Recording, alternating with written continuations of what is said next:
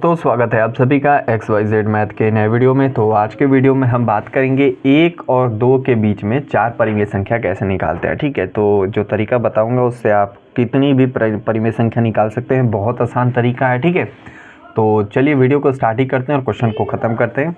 सबसे पहले आपको एक छोटा सा फॉर्मूला बता देता हूँ, a+b/2। ठीक है, तो जो भी दो संख्या गिवन है उनको एक को a मान लो, एक को b मान लो। ठीक है, a+b/2 रखो और भिन्न आपका निकलता जाएगा। आप जितना चाहो निकाल सकते हो। ठीक है, तो चलिए देखते हैं कैसे करेंगे। सबसे पहले हम मान लेते हैं a = 1 को और b = 2 को। ठीक है, अब यहाँ पे लिखेंगे फॉर्मूला हमारा a+b/2 है। ठीक है, यही आपका फॉर्मूला है। ठीक है, तो इसी के आधार पे आपको चलना है।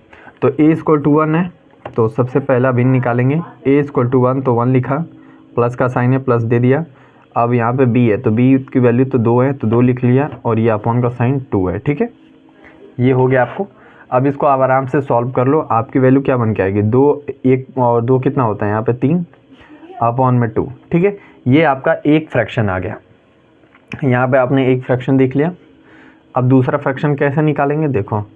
अब यहाँ पे आप कहोगे कि a+b तो फिक्स है, ऐसा कुछ नहीं है, आप इन दोनों में से ले सकते हो। मतलब ये कि इस बार मान लो कि आपने 1 को a ले लो और इसको b मान लो। ठीक है, क्योंकि ये सब नंबर्स जो निकल के आएंगे ना, ये a और के बीच में ही घूम रहे हैं। ठीक है, तो 2 को लेकर आराम से कर सकते हो, या फिर 2 को और इसको लेकर निकाल लो। ठीक है, आपकी मर्जी। ठीक है, तो यहाँ पर मान लो इस बार 1 + 3/2 ले लिया और अपॉन में 2, क्योंकि a+b इस बार मैंने इसको मान लिया। ठीक है, तो ये लिखा और ये फॉर्मूला के अकॉर्डिंग नीचे 2। ठीक है, अब मैं यहाँ पे 2 + 3/2 भी ले सकता था, क्योंकि ये भी क्या करेगा, इसी के बीच में लाई करेगा। ठीक है, तो एक बात जान लो कि किसी भी दो संख्याओं के बीच में, किसी भी दो परिमेय संख्याओं के बीच में अनगिनत परिमेय संख्याएं होती हैं। ठीक है, तो यहाँ से आप आराम से निकाल सकते हो, क्योंकि आपको केवल 4 ही चाहिए। तो ठीक है, तो एक तो आ गया आपका, दूसरा हम यहाँ से निकालेंगे। देखो कैसे।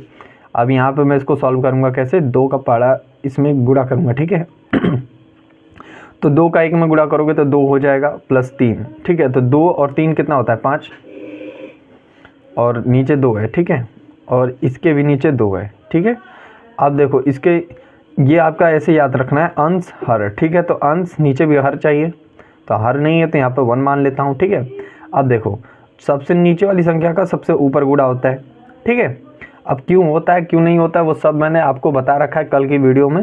डिस्क्रिप्शन में लिंक ऊपर मिल जाएगा, उसको देख सकते हो। ठीक है, अब इसका इसमें गुणा करना है। ठीक है, तो 1 का 5 में करोगे तो वैल्यू 5 ही आएगी, और 2 का 2 में करोगे तो वैल्यू 4 आ जाएगी। ठीक है, तो ये आपका एक फ्रैक्शन ये आ गया, एक फ्रैक्शन ये आ गया। ठीक है, बहुत आसान है। अब आप यहाँ पे ए भी आराम से कोई भी बना सकते हो, आपकी मर्जी है। ठीक है, बस आपका 1 और 2 के बीच में लेना होगा। ठीक है, तो अब मैं इसको और इसको भी ए भी मान के कर सकता हूँ, 2 और इसको भी मान के कर सकता हूँ, इसको और इसको भी मान के कर सकता हूँ। ठीक है, आप इधर उधर घुमा के किसी को भी कर सकते हो। ठीक है, 2 फ्रैक्शन आ चुके हैं, 2 और हमें निकालने हैं।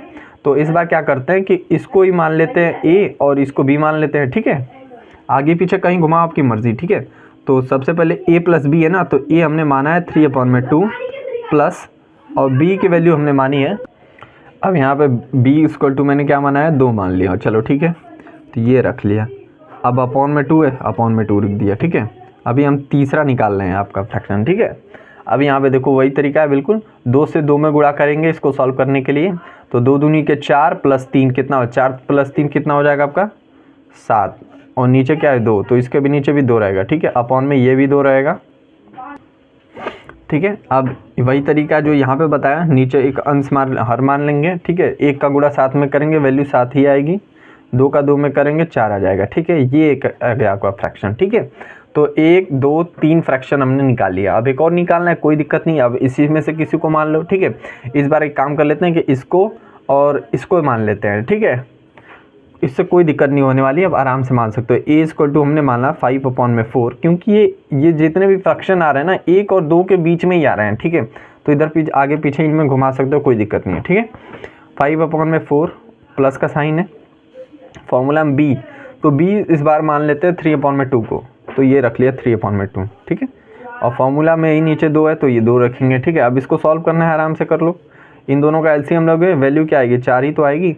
अब 4 का 1 में भाग, 4 में 4 को भाग दोगे तो क्या आएगा वैल्यू 1, ठीक है। तो 1 का अब इसमें ऊपर वाले में गुणा हो जाता है, ये हो जाएगी 5। एक बार और समझो, जब हम इन दोनों का एलसीएम लेते हैं तो एलसीएम नीचे लिखते हैं, ठीक है। और ये हमने एडिशन में आपको बहुत बार सिखा रखा है, ठीक है। अब यहाँ पे आपका 4 में 4 भाग जाएगा, एक आएगा, ठीक है। अब जितना भाग जाने के बाद संख्या बच जाती है ना, उस संख्या का इसी के ऊपर वाले में प्लस गुणा हो जाता है, ठीक है। तो 1 का 5 में गुणा करोगे तो क्या हो जाएगा वैल्यू 5 ही तो आएगा, ठीक है। प्लस का साइन है, प्लस लिखा। 2 का 4 में भाग देंगे कितनी बार जाएगा, 2 बार। अब 2 को ऊपर वाली संख्या से गुणा कर दो, ये कितना हो जाएगा 6, ठीक है। अब 5 और 6 कितना होता है 11, और ये नीचे 2 था तो इसके नीचे भी रहेगा, ठीक है। आगे इसको सॉल्व करेंगे, 11 हो जाएगा, 5 6 11 अपॉन में 4 और अपॉन में 2 के नीचे 1 मान लेंगे अपने मन से, ठीक है, क्योंकि हमें सॉल्व करना है।